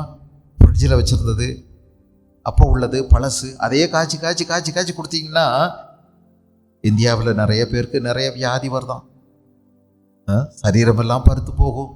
அந்த வயசுக்கேற்ற வளர்ச்சியோ வித்தியாசமாயிடும், அலங்கோலமான வளர்ச்சி ஆகிடும். சீரான நல்ல வளர்ச்சிக்கு நல்ல புதிய ஆகாரங்கள் தேவை, நல்ல சத்துமானம், எல்லாம் சேர்ந்த எல்லா சத்தும் நமக்கு தேவை. அதனால தான் 66 புஸ்தகம் ஆண்டவர் கொடுத்துருக்கிறார். ஒவ்வொன்றிலையும் ஒவ்வொரு விதமான சத்துக்கள் இருக்கிறது. அதனால் சும்மா சங்கீதமே வாசித்து திருப்தி பற்றாதீங்க. எல்லா பக்கங்களும் நமக்கு தேவை. ஆக தேவனோடு கூட நல்ல சீரான, முறையான, முற்போக்கான, ஒழுங்கான வளர்ச்சி நமக்கு தேவை. அதுக்கடுத்து இன்னொரு விஷயம் நம்ம கவனிக்கிறோம். இந்த பறவைகள் உயர உயர உயர உயர எப்போ அதிகம் எழும்புது அப்படின்னு பார்த்தீங்கன்னா, எப்போ அதுக்கு வாழ்க்கையில் போராட்டங்கள் வருதோ அப்போந்தான் அது உயர அதிகம் எழும்புது. எப்போ காற்று, சூறாவளி காற்றடிக்கும் போது மற்ற பறவைகள் என்ன செய்யும் தெரியுமா? ஓடி போய் கா கா கான்னு அல்லது சத்தம் போட்டு அலறி அடித்து போய் மரங்களுக்குள்ளே ஒளிஞ்சிக்கணும். எங்கேயாவது போய் தேடி சிகரங்களுக்குள்ள, பொந்துகளுக்குள்ள, ஓட்டைகளுக்குள்ள ஓடி போய் அணைஞ்சிக்கணும். ஆனால் கழுகு என்ன செய்யும் தெரியுமா? கழுகு இப்படிப்பட்ட கொடிய காற்று, சூறாவளி, புயல் இதெல்லாம் அடிக்கும்போது அதையே அது லாபகமாக, தனக்கு ஆதாயமாக, தனக்கு சாதகமாக அதையே பயன்படுத்தி செட்டைகளை அடித்து எழும்பி எழும்பி மேகங்களுக்கு மேலே ஓடிடுது, மேகங்களுக்கு மேலே எழும்புது. இந்த தகாத சூழ்நிலைகளை பயன்படுத்தி, இந்த எதிர்ப்புகளை பயன்படுத்தி மேலே மேலே மேலே மேலே எழும்பி மேகங்களுக்கு மேலே போயிடுது. அப்புறம் அதை ஒன்றும் பாதிக்கிறது இல்லை. எத்தனை தடவை நாம் சின்ன சின்ன விஷயங்கள்னால பாதிக்கப்படுறோம், தொந்தரவாயிடுறோம், மனசு சங்கடப்படுறோம். இவங்க இப்படி சொன்னாங்க, அவங்க அப்படி சொல்லிட்டாங்க, என்னை பற்றி இப்படி பேசிட்டாங்க, அப்படி நடந்து போச்சு, இப்படி நடந்துருச்சு, என் வீட்டில் கஷ்டம், எனக்கு இப்படி நான் ஜெபம் பண்ணேன், ஆனால் எனக்கு இப்படியெல்லாம் கடைசியில் நஷ்டமாயிடுச்சு, கஷ்டமாக போச்சு, எங்கள் வீட்டில் பெரிய வேதனை, மரணம், துக்கம், வியாதி. ஆண்டவர் யோபுட்ட சொல்கிறாரு, இது மாதிரி சூழ்நிலைகள் உனக்கு சிறகடிச்சு எழுப்புறதுக்கு அற்புதமான வாய்ப்பப்பா. ஆண்டவரை கூடுதலாக நீ ருசிக்கலாம், ஆண்டவரை நீ கூடுதலாக ரசிக்கலாம், அவருடைய அன்பை நீ இன்னும் ருசிக்கலாம். குறை சொல்லி, குற்றம் சொல்லி, மனசில் சஞ்சலப்பட்டு, சங்கடப்பட்டு, குழம்பிக்கிட்டு, பலர்கிட்டையும் உன் துக்கத்தை அறிவிச்சு, அங்கலாயிச்சு, அனுதாபத்தை கொட்டி வாங்கணும்னு நினைச்சேன்னா இந்த உயரப்புக்கு நீ போக முடியாது. அதனால பவுல் அழகா சொல்றார், எங்களுக்கு நெருக்கடி வந்துச்சு, ஆனால் நாங்கள் அதிலெல்லாம் ஈடு கொடுத்தோம். எங்களை பிடிச்சி தள்ளினாங்க, ஆனாலும் நாங்கள் காயப்படலை. எங்களுக்கு இப்படி வந்துச்சு, அப்படி வந்துச்சு, நிறைய சொல்றார், நிறைய போராட்டம், நிறைய பிரச்சனை. இவைகள் எல்லாவற்றிலேயும் நாம் முற்றும் கிறிஸ்துவுக்குள்ளாய் ஜெயங்கொள்ளுகிறவர்களாக இருக்கிறோமே. மரணமானாலும், ஜீவனானாலும், வருங்கால காரியங்களானாலும், நிகழ்காரியங்களானாலும், உயர்வானாலும், தாழ்வானாலும், இனி எந்த சிருஷ்டியானாலும் கிறிஸ்துவின் அன்பிலிருந்து எங்களை பிரிப்பவன் யார்? உபத்திரவமோ, வியாகுலமோ, துன்பமோ, பசியோ, பட்டயமோ, நாசமோசமோ, நிர்வாணமோ, எதுவும் எங்களை பிரிக்க முடியாது. என்ன அற்புதம், என்ன அழகு. இன்னொரு விஷயத்தை கவனிச்சுக்கிடுங்க. இந்த கீழே பறக்கிற காக்கா, அது கீழே வந்து பறக்கும்போது இந்த காக்கை குருவிகள்லாம் இருக்குல்ல, முக்கியமாக காக்கா அதை ஓடி போய் கொத்துறது. இவ்வளோ பிரமாண்டமான பறவை, சில நேரம் அது ரெக்கையை நீட்டுச்சுன்னா ஒரு பக்கத்துக்கு கிட்டத்தட்ட 3 மீட்டரெல்லாம் ஆயிடுது, ஒரு 2 பக்கமும் சேர்த்து 3 மீட்டர் அளவுக்கெல்லாம் அது ரெக்கையை அடித்து பறக்கக்கூடிய பிரமாதமான ராஜ பறவை அது. Royal bird. ஆனால் அதை காக்கா போய் கொத்துறது, கழுத்தில் கொத்துறது. நீங்கள் என்ன நினைக்கிறீங்க? அதை சுருட்டி வளைச்சி ஒரே அடி, காலால் ஒரு அடி அடிச்சதுன்னா அவ்வளோதான், அப்படியே அதுக்குள்ளே பதிஞ்சுக்கிடும். அப்படி செய்கிறது இல்லை. அதனுடைய செயல் என்னென்னா, இந்த மாதிரி காக்காலாம் கொத்தும்போது அது இன்னும் சிறகடிச்சு மேலே மேலே மேலே மேலே பறக்க பறக்க பறக்க உயர்வுல இந்த காக்கா அது மேலே இருந்தே கொத்திக்கிட்டே இருக்கிறது. அது மேலே பறந்து பறந்து ஒரு உயர்வுக்கு போன பிறகு காக்காவுக்கு மூச்சு திணறும், ஆக்சிஜன் சரியாக கிடைக்காது. காக்கா அது உயர போக போக காக்கா மூச்சு திணறி அதான் போய் கிளம்புது. அது ஒன்றும் எதிர்த்து போராடுறதில்லை. இது ஒரு அற்புதமான ஒரு செயல். அதுகிட்ட நம்மளை யாராவது ஒன்று சொன்னால் நம்ம உடனே பதிலுக்கு அவங்கள சொல்லணும், அல்லது அதை நிரூபிக்கிறதுக்கு வரைக்கும் நமக்கு தூக்கம் வராது. அவளை பற்றி சொல்லிட்டாங்க, அப்போ அதை கண்டுபிடிக்கணும் இல்லை, சொன்னது யாரு, அது எப்படி சொல்லலாம், அதை யார் சொன்னால் நிரூபிக்கணும், நான் அப்படி இல்லைன்னு காமிக்கணும். இதிலேயே நம்ம நேரத்தை வீணாக்கிடும் இல்லை. நம்ம ஒரு கூட்டத்தை சேர்ப்போம், நமக்கு சாதகமாக யாரெல்லாம் யோசிக்கிறாங்கன்னு அவங்கள்ட்டெல்லாம் விஷயத்த சொல்லுவோம். இவங்களை பற்றி அவங்க மேலே குறை சொல்லி நல்ல பேரெல்லாம் கெடுக்க பார்ப்போம். இதெல்லாம் இல்லையே. இதெல்லாம் நடக்கும்போது அடித்து மேலே எழும்புறது தான் நல்லது. இதுதாங்க கர்த்தருக்கு காத்திருக்கிறவர்கள் புது பலன் அடைந்து செட்டைகளை அடித்து கழுகளைப் போல எழும்புவார்கள். அவர்கள் ஓடினாலும் சோர்ந்து போகிறார்கள், நடந்தாலும் சோர்ந்து போகிறார்கள், ஓடினாலும் இளைப்படையார்கள். எல்லா இடர்பாடுகளையும் தாண்டி அவங்க எழும்புவாங்க. யோபுட்ட ஆண்டவர் சொல்றாரு, எழும்பு, இது மாதிரி இடர்பாடுகள் எல்லாம் உனக்கு ஒரு பெரிய நன்மையா முடிய போகுது, ஒரு பெரிய ஆசீர்வாதமா மாறப்போகுது. தேவனோடு ஒரு புதிய ஆழமான உறவுக்குள்ள இது உன்னை கொண்டு போகும். அவருடைய அன்பின் ஆச்சரியத்தை நீ கொஞ்சம் கூட ருசிக்க முடியும். அவருடைய வல்லமையை நீ இன்னொரு படி அறிய முடியும். அவருடைய ஞானத்தை இன்னொரு பரிமாணம் நீ பார்க்க முடியும், உணர முடியும். அதனால சோர்ந்து போகாத, செட்டைகளை அடிச்சு எழும்பு, கர்த்தருக்கு காத்திரு, ஆண்டவர்கிட்ட மட்டும் பேசு, கர்த்தருக்குள்ள சந்தோஷமா இரு. அவருக்கு தெரியும் இந்த பிரச்சனை, உன் பிரச்சனை என்னன்னு அவருக்கு தெரியும், நீ சொல்லாமலே. ஆனால் நீ எப்படி நடந்து கொள்ளுவ, உன் ஆட்டிடியூட் எப்படி இருக்க போகுது, உன்னுடைய மனோபாவத்தில் மாற்றம் வரணுமே, உன்னுடைய இதயத்தின் நிலைப்பாடுகளில் மாற்றங்கள் வரணுமே. அதுதான் அழகினுடைய பாடம். நீ மாறிக்கணும். நீ எது தடிக்க வேண்டியதில்லை. உன் சிந்தனைகளில் தேவனுக்கேற்ற மாற்றம், பரிசுத்த ஆவியானவர் உனக்கு கொடுக்கின்ற அந்த மாற்றம், அதை நீ தேடணும்.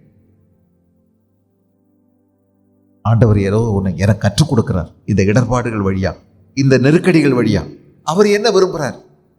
எப்படியாவது தப்பிச்சு ஓடிடுறதில்ல, மாறாக அவர் என்ன கற்றுக் கொடுக்கிறாரோ அதை நான் கற்றுக்கொள்ளணும். The question is not how can I get out of it, but what can I get out of it. இதிலிருந்து எனக்கு என்ன கிடைக்கும்? தப்பிச்சு ஓடுறதில்லை, எனக்கு என்ன கிடைக்கும், எனக்கு என்ன ஆண்டவர் கற்றுக் கொடுக்கிறார், அது என்ன மாற்றங்கள் கொண்டு வரும். அடுத்து இன்னொரு விஷயம் நம்ம இதில் கவனிச்சோம்னா, இது தன்னுடைய குஞ்சுகளை நல்ல பயிற்சி கொடுக்குதுங்க. இந்த கழுகுகள் தன்னுடைய குஞ்சுகளுக்கு நல்ல பயிற்சி கொடுக்கிறது. உபாகமம் 32வது அதிகாரத்தில், உபாகமம் 32ல் நீங்கள் கவனிச்சிங்கன்னா 10வது வசனம், உபாகமம் 32:10-11, கழுகு தன் கூட்டை கலைத்து தன் குஞ்சுகள் மேல் அசைவாடி தன் செட்டைகளை விரித்து அவைகளை எடுத்து அவைகளை தன் செட்டைகள் மேல் சுமந்து கொண்டு போகிறது போல கர்த்தர் ஒருவரே அவனை வழி நடத்தினார், அந்நிய தேவன் அவரோட இருந்ததில்லை. பூமியில் உள்ள உயர் ஸ்தானங்களின் மேல் அவனை ஏறி வர பண்ணினார் அப்படின்னு போட்டிருக்கு. சரி, இங்க பாருங்க, கழுகு தன் கூட்டை கலைத்து இந்த குஞ்சுகளை அது கொண்டு போய் அருமையான பஞ்சு மெத்தையில் நல்ல முட்டையிட்டு அது குஞ்சு பொரிக்க வைக்குது. குஞ்சு பொரிக்கும் போது நல்ல பஞ்செல்லாம் இருக்கும், நல்லா இருக்கும், இதமாக இருக்கும், சுகமாக இருக்கும். அதுக்கு முடியே இருக்காது, எங்கேயும் குத்தாது, எங்கேயும் வலிக்காது, நல்லா சுகமாக பெட்டில் படுத்துருக்குது. அதுக்கு தாய் பறவை இறையெல்லாம் கொடுக்குது. கொஞ்சம் நாள் ஆக ஆக இந்த குஞ்சுகளுக்குள்ள கொஞ்சம் முடியெல்லாம் முளைச்சி ரெக்கைகளெல்லாம் முளைக்க ஆரம்பிச்சிடும். இதெல்லாம் முளைக்க ஆரம்பிச்சு அது பறக்கக்கூடிய ஒரு சூழ்நிலை வந்தாலும் அது எங்க இருக்க விரும்புது தெரியுமா? பறக்காம இந்த பஞ்சுமத்தையிலேயே இருக்கிறதுக்கு அது விரும்புது. ஒரு சேஃப் சோன், ஒரு நல்ல கம்ஃபர்டபுள் சோன்னு சொல்லுவாங்க, ஒரு நல்ல இதமான ஒரு மண்டலம், அதுக்குள்ள நல்லா இருக்கலாம். நம்ம எல்லாரும் அப்படித்தானே இருக்கோம். இங்கே இருக்கிறது நல்லது, நம்ம இங்கே இருப்பது நல்லது. ஐயோ கீழே வேண்டாம், பள்ளத்தான் இருக்கலாம், நல்ல அனுபவம், நல்ல வெளிச்சம், எப்பவும் சோகமாக அங்கே இருக்கலாம். ஆனால் ஆண்டவர் என்ன செஞ்சுட்டாரு? கீழே கூட்டிகிட்டு போனார். கீழே கூட்டிகிட்டு போனால் என்ன ஆகுது? சீஷர்கள் எல்லாம் கீழே கூப்பிட்டு போனால் அங்கே ஒருத்தன் நிற்கிறான் பாருங்க. உங்கள் சீஷர்கள் இத்தனை பேரும் சேர்ந்து ஜெபம் பண்ணி பார்த்தாங்க, ஓங்கி அல்லேலியா சொன்னாங்க, அடி வயிற்றுல இருந்து அல்லேலியா சொல்லி பார்த்தாங்க, பேய் போகவே இல்லை. எல்லா ஜெபமும் பண்ணிட்டாங்க, எல்லா வித்தையும் பார்த்துட்டாங்க, அப்பாலே போ சாத்தானேன்னு அதட்டி பார்த்தாங்க, போகவே. என்னன்னே தெரியல, என் பிள்ளை எப்படி கஷ்டப்படும் பாருங்க. கீழே வரும்போது நிஜமான பிரச்சனை. நம்ம எத்தனை பேர் இங்கே இருப்பது நல்லது, நல்லா இருக்கு, சர்ச்சுக்கு போனா நல்லா இருக்கு. நிறைய புருஷன்மார் சொல்லுவாங்க, என் பெஞ்சாதி சர்ச்சுக்கு போட்டால் முகம் பிரகாசமா இருக்கு, தேவதூதனை போலவே இருக்கு. ஐயோ இங்கே இருக்கிறது, வீட்டுக்கு வரக்கூடாது. நம்ம எல்லாருக்கும் எப்போதுமே ஒரு நல்ல பாதுகாப்பான இதமான சூழ்நிலையில் இருக்கிறது தான் நல்லதுன்னு நம்ம நினைக்கிறோம். ஆனால் ஆண்டவர் சில நேரங்களில் நம்முடைய கூட்டம் கலைக்கிறார். இங்கே என்ன நடக்குது? இந்த பஞ்செல்லாம் எடுத்து கீழே போட்டுட்டு ஒவ்வொன்று ஓலையாக உருவி இருந்தது. உருவ கீழே அடியில் என்ன இருக்குன்னா கடினமான முற்கள், பெரிய பெரிய உறுதியான மரக்கொம்புகள், அதெல்லாம் குத்த ஆரம்பிக்குதுங்க. குத்த ஆரம்பிக்கும் போது அது இருக்க கஷ்டமாக இருக்கு. ஆனாலும் அங்கே இருக்கிறேன்னு நினைக்கும் போது அது குத்துறதுனாலே இதுக்கு காயம் ஏற்படும். இந்த குஞ்சுகளுக்கு இந்த தாய் பறவை மெல்ல அதை கொத்தி கூட்டை விட்டு வெளியே போக மாட்டேங்குது, ஆனாலும் கொத்தி போகுது. ஒரு நேரத்தில் அது மெல்ல தூக்கி வெளியே போட்டுருதுங்க உயரத்துல இருந்து. அப்படி வெளியே போடும்போது அது அவ்வளவுதான், அலகுப்புற பிளேன் கவர்ற மாதிரி தான். அப்படி போகும்போது திரும்பவும் தாய் பறவை கீழே போய் தன் ரெக்கைகள்னால அதை தாங்கி கொடுக்கு, திரும்பவும் தூக்கிக்கிட்டு வரும், தூக்கி கொண்டு போகுது. இன்னும் கொஞ்சம் காலம் இப்படி பயிற்சி கொடுத்து அதை இந்த உலகத்தில் வாழ்கிறதுக்கு, இந்த சவால்களை ஏற்றுக்கொள்றதுக்கு, இந்த சூழ்நிலைகளை எல்லாம் தான் சந்திப்பதற்கு தயார்படுத்துகிறார். தனக்கு பின்னாடி தன்னுடைய அந்த குஞ்சுகளை அந்த நிலைக்கு தயார்படுத்து. நம்ம யோசித்து பார்ப்போம், நம்ம யாரையாவது தயார்படுத்துகிறோமா? நம்ம யாரையாவது இந்த மாதிரி அவர்களுக்கு ட்ரைனிங் கொடுக்குறோமா? நம்ம சொந்த வீட்டில் பிள்ளைகள், எனக்கு பறக்க தெரிஞ்சா தானே நான் பறக்கணும், இல்லை எனக்கு நோக்கம் தெரிஞ்சா தானே நான் பரிசுத்தமாக வாழ்ந்தா தானே என் பிள்ளைகளுக்கு இதை சொல்லிக் கொடுக்க முடியும். இந்த உலகத்தில் பல்வேறு விதமான சவால்கள் நிறைஞ்ச ஒரு உலகம். எவ்வளோ போத வஸ்துக்கள்னால இந்த உலகம் நிறைஞ்சிருக்குது பாருங்க. போத வஸ்துக்கள்னால எல்லாரும் சாயங்காலமானா அவசரப்படுறாங்க. ஆம்பளைகள் ஆசு வந்த உடனே 3 மணினாலே அவசரம், ஆஸ்மார்க் கடை போடணும், குடிக்கணும். அதுதான் அவங்களுக்கு அப்படி கடந்து ரொம்ப அவங்களுக்குள்ள ஒரு பெரிய கொந்தளிப்பு. ஓடி போய் வாங்கணும், குடிக்கணும். குடிச்சிட்டு பாருங்க, காலில் 2 காலம் தனித்தனியாக போகுதுங்க ஆட்களுக்கு. இந்த கால் எங்கிட்ட போகுது, இந்த கால் எங்கிட்ட போகுது, அவங்க எங்கிட்ட போகிறாங்க, ஒன்றும் தெரிய மாட்டேங்குது. எப்படியெல்லாம் விழுந்து கிடக்குறாங்க பாருங்க. இந்த சவால்களை எப்படி சந்திக்க போகிறாங்க? இன்னைக்கு இருக்கக்கூடிய இந்த டிஜிட்டல் வேர்ல்டு, இன்னைக்கு இருக்கக்கூடிய இந்த மீடியாஸினுடைய இந்த பெரிய தாக்கம், இந்த சமூக வலைதளங்களில் உள்ள தாக்கம், எவ்வளோ விஷயங்களை நம்ம எவ்வளோ பிஞ்சிலேயே கேள்விப்பட வேண்டியதாக இருக்குது. முந்தியெல்லாம் நமக்கு என்ன பிள்ளைகளுக்கு தேவையோ அதை மட்டும்தான் சொல்லி கொடுத்தாங்க. இப்போ பிள்ளைகள் கையில் எல்லாருக்குள்ளேயும் செல்ஃபோன் இருக்குது. அவங்க கேட்கக்கூடாததெல்லாம் சின்னதுலேயே கேட்டுடுறாங்களே. நீங்கள் என்னத்தை தடை பண்ண முடியும்? எப்படி நீங்கள் ஒளிச்சு வைக்க போறீங்க? எதெல்லாம் கேட்கக்கூடாதோ இந்த வயசுல அதெல்லாம் கேட்குறாங்க, எல்லாம் படிக்கக்கூடாதோ அதெல்லாம் படிக்கிறாங்க, எல்லாம் பார்க்கக்கூடாதோ அதெல்லாம் பார்க்குறாங்க. இந்த சவால்களுக்கு எப்படி அவங்கள நீங்க தயார் பண்ண போறீங்க? தேவ பக்தி உள்ள ஒரு வாழ்க்கையை நீங்க எப்படி கற்றுக் கொடுக்க போறீங்க? எப்படி மெல்ல மெல்ல கூட்ட கலைச்சு அவங்கள தயார் பண்ண போறீங்க? பறக்க கற்றுக் கொடுக்க போறீங்க? நம்மளும் பறக்கணுமே, சட்டைகளை அடித்து எழும்பணுமே, கழுகளை போல மேலே எழும்பணுமே. நமக்கு அந்த தரிசனம் இருக்குதா? அந்த பாரம் நமக்கு இருக்குதா? ஐயோ, என் வீட்டில் இன்னும் பிள்ளைகள் ரட்சிக்கப்படலை, என் கணவன் ரட்சிக்கப்படலை, என் மனைவி ரட்சிக்கப்படலை, என்னுடைய பெற்றோர்கள் இன்னும் கர்த்தரை அறியலை.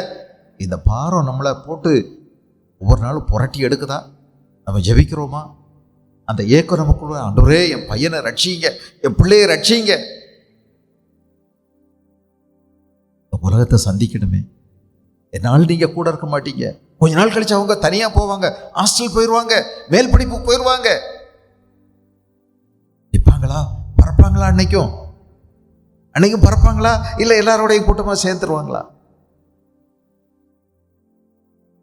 இந்த கழுகுகள் தயார்படுத்துது தங்களுக்கு பிறகு தங்களுடைய குஞ்சுகள் அதை மாதிரி நடக்கணும், உயர்வுக்கு போகணும்னு சொல்லி ஆசையோடு கூட அந்த பயிற்சியை அவங்க கொடுக்குறாங்க. கடைசியாக இன்னொன்று சொல்லிடுறேன். இந்த கழுகுகள் ஒரு 70 வயசு வருஷமெல்லாம் வாழும்னு சொல்கிறாங்க.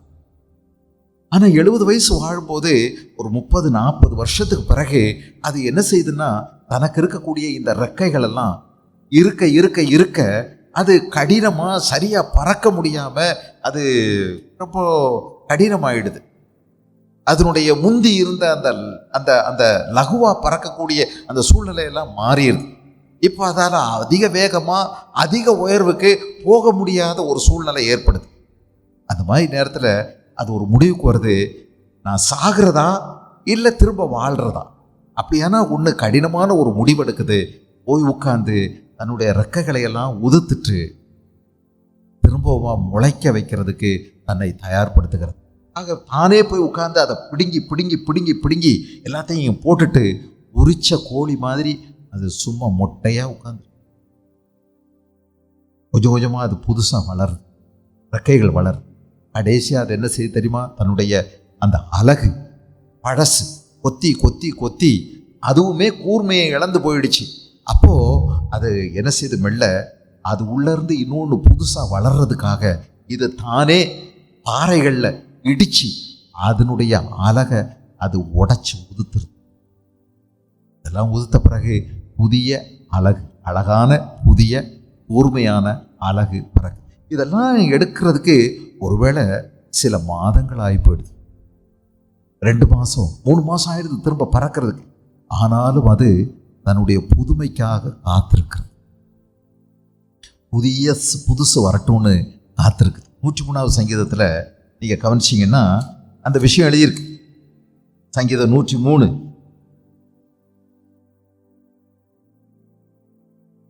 உன் பிராணனை அழிவுக்கு விலைக்கு மீட்டு உன்னை கிருபையினாலும் இரக்கங்களினாலும் முடிசூட்டி நன்மையினால் உன் வாயை திருப்தியாக்குகிறார். கழுகுக்கு சமானமாய் உன் வயது திரும்ப வாழ வயது போலாகிறது, திரும்ப வாழ வயது போலாகிறது. திரும்ப ஆராய்ச்சியாளர்கள் சொல்றாங்க, இந்த மாதிரி புதிய ரெக்கை, புதிய முடி, புதிய அழகு புதுசாயிடுது. இப்படி புதுசான பிறகு திரும்ப ஒரு 30 ஆண்டுகள் திரும்ப வாழுது அப்படின்னு சொல்றாங்க. அருமையான தேவனுடைய பிள்ளைகளே, நமக்குள்ள என்ன வரணும் தெரியுமா? இது மாதிரி நமக்குள்ளே ஒரு மறுரூபம் சம்பவிப்பதற்கு நாம் நாளுக்கு நாள் பழையவைகளை உதிர்த்திர வேண்டும். பழச நம்ம காலி பண்ணணும், விட்டுறணும். பழசு ஒரு தடவை நம்ம எதெல்லாம் நம்மளை பிடிச்சி கீழே இழுத்துச்சோ, எதெல்லாம் நம்மளை துக்கப்படுத்திச்சோ, எதெல்லாம் நம்மளை கவலை கொண்டு வந்துச்சோ, எதெல்லாம் நம்மளை வேதனைப்படுத்திச்சோ, இவைகளையெல்லாம் நம்ம உதிர்த்து விட வேண்டும். ஒரு நேரம் என்கிட்ட இருந்த அந்த பொறாமை என்னை விடவே இல்லை. அது என்னை பிடிச்சி கீழே இழுத்துக்கிட்டே இருந்துச்சு. நான் அதை உதிர்க்க வேண்டும். என்கிட்ட இருக்க கோபம், என்கிட்ட இருக்கிற கசப்பு, என்கிட்ட இருக்கிற வைராக்கியம், என்கிட்ட இருக்கக்கூடிய விரோதம், என்கிட்ட இருக்கக்கூடிய புரணி பேசுகிற குணம், என்கிட்ட இருக்கக்கூடிய வாயினால் நிறைய அரட்டை அடிக்கிறது, கேலி பண்ணுறது, கிண்டல் பண்ணுறது, பரிகசிக்கிறது, இந்த மாதிரி விஷயங்கள் கொஞ்சம் கொஞ்சமாக உதிர்த்திர வேண்டும். இதெல்லாம் என்னை உயர பறக்க விடாது, என்னை மேலே மேலே எழுப்ப விடாது. நான் இதெல்லாம் மாற்றிக்கணும். ஒரு மறுரூபம் எனக்குள்ள சம்பவிப்பதற்கு நாம் அனுமதிக்கணும். நாம் இந்த உலகத்துக்கு ஒத்த வேஷம் தெரியாமல் தேவனுடைய நன்மையும் பிரியமும் பரிபூர்ணமான சித்தம் என்னென்று பகுத்தறியத்தக்கதாக நம்முடைய மனம் புதிதாகிறதுனாலே மறுரூபமாகுங்கள். மறுரூபமாகுங்கள் என்று வேதம் சொல்லுகிறது. இதை நம்ம எடுத்துக்கிட முடியுமா? ஒரு புதிய மறுரூபம், ஒரு புதுசு. நம்ம புதுசாயிட்டே போகிறோம். மகிமையின் மேல் மகிமை, கிருபையின் மேல் கிருபை, பலத்தின் மேல் பலம், ஜெயத்தின் மேல் ஜெயம். நாளுக்கு நாள் நான் புதுசாகிறேன். இதான் நம்முடைய வாழ்க்கையின் நோக்கம். இயேசுவை போல மாறுறேன், இயேசுவை போல எனக்குள்ள பொறுமை, இயேசுவை போல கீழ்ப்படிதல், இயேசுவை போல தாழ்மை, இயேசுவை போல சாந்த குணம், இயேசுவை போல பரிசுத்தம், எல்லாம் இயேசுவை போல நான் புதிதாகி கொண்டே போகிறேன். மனம் புதிதாக வேண்டும், மனசு புதுசாக. உடம்பு பழசான போகுது. நம்முடைய புறம்பான மனுஷன் நாளுக்கு நாள் பலகீனம் அடையலாம். ஆனால் உள்ளான மனுஷன் நாளுக்கு நாள் புதிதாக வேண்டும். பரிசுத்த ஆவியானவருடைய அந்த பலத்தினால், அவருடைய அபிஷேகத்தினால், அவருடைய ஆளுகையினால் நாம் புதிதாக வேண்டும். யோபுவுக்கு ஆண்டவர் சொல்றாரு, இந்த சோர்வு, இந்த துக்கம், இந்த முழுபுறுப்பு, இந்த முனங்கள், இதெல்லாம் பழசை விட்டுட்டு புதுசுக்கு வரலாம். திரும்பவுமா புதியது. ஆண்டவர் அப்படித்தான் அவரை ஆசீர்வதிச்சார். யோசித்து பாருங்க, ஆண்டவர் நம்முடைய வாழ்வில் மேன்மையானதை வச்சிருக்கார். நம்ம ஒரு ராஜ பறவையாக எழுப்பணும். We should become like a eagle, as a royal bird. மேலே எழுப்பணும், ராஜ பறவையாக அடித்து எழுப்பணும். காத்திருக்கிறவர்களோ புதுபலன் அடைந்து கழுகுகளைப் போல செட்டைகளை அடித்து எழுப்புவார்கள். கத்திற்காக காத்திருக்கலாம், உபவாசத்தோட, ஜெபத்தோட. ஆண்டவரே, என் பழசெல்லாம் என்னை விட்டு போகணும். கடினமாக தான் இருக்கும், ஆனாலும் நீங்கள் விடாமுயற்சியோட, ஏக்கத்தோட, ஆசையோட ஆண்டவர்கிட்ட கேட்கும்போது ஆண்டவர் புதிய மாற்றங்களை நமக்குள்ளே செய்கிறார். ஆண்டவருடைய நாமத்துக்கு மகிமை உண்டாகட்டும்.